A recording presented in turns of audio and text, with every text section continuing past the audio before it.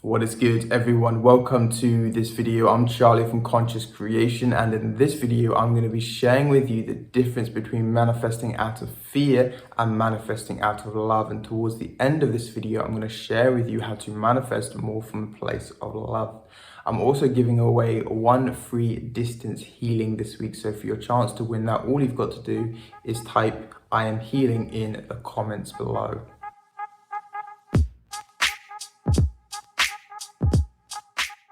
When it comes to manifesting and bringing things into our life, yes, there is a big difference between manifesting out of fear and manifesting out of love. When we are manifesting from a place of fear, we usually do it from the place of lack. I want more money because I don't have any. I want a partner or a relationship because I don't want to feel alone. And the energy around your body when you're manifesting from fear is much more contracted. It's much smaller and the frequency is much slower. So due to the frequency of fear being really slow, it actually creates more obstacles in your life. You are creating all of these obstacles that you have to overcome. That's why it feels like such an effort in order to get the things that you want. Now, before we incarnate on this planet, our soul has a general path, the general lessons that it wants to learn. Those lessons can be learned in many different ways, but if we stray too far away from that path due to maybe societal conditioning, what we think is the right thing, to have a plan all of the time, this can make us suffer more. So when you're manifesting out of fear, you have gone very far away from the original path that your soul wanted to venture. This is free will. We all have free will to choose the things that we want. But if we go too far away from the path that was set for us, then we end up experiencing much more suffering in our life. When we're manifesting out of a place of love, it's usually because we are set on that path. And when we're manifesting from a place of love, the energy field around us is much more expanded instead of contracted.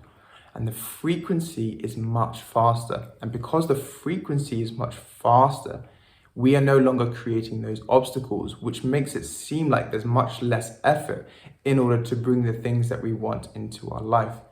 Because when you're manifesting from a place of fear, due to your contracted energy field, you are actually more matter and less energy. You're more dense. That's why you always focus on how much time it's going to take to get the things, how long it's going to take, the things that you need to do. You're worried more about the past and about the future. It's based on survival. So if you're getting chased by a tiger, right, you're going to think, okay, how much time do I have to get behind that rock? And what's the distance so I survive? You are creating out of survival. And that's why it feels like it's much more effort. When you're in a state of love, you're manifesting more from the present moment. Your energy field is more expanded. You are actually more energy and less matter. And you start to become this vortex. You start to attract things into your life because the frequency of love is what actually connects everything in our reality, this specific frequency. This is why things start to come to you.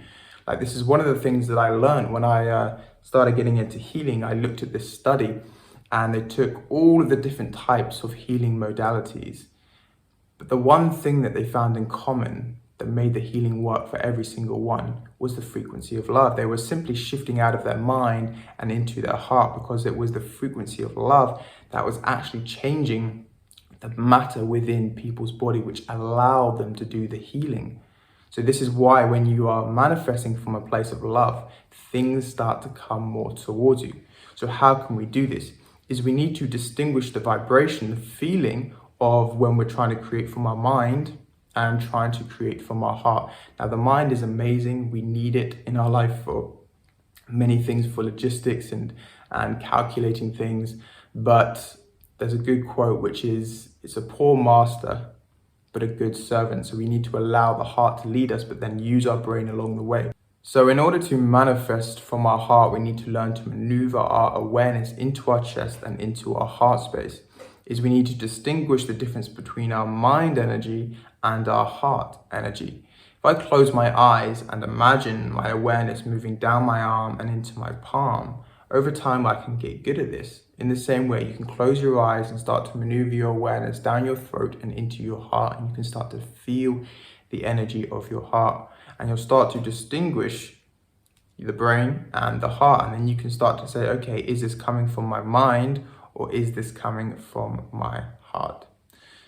So thank you for watching. Peace and take care.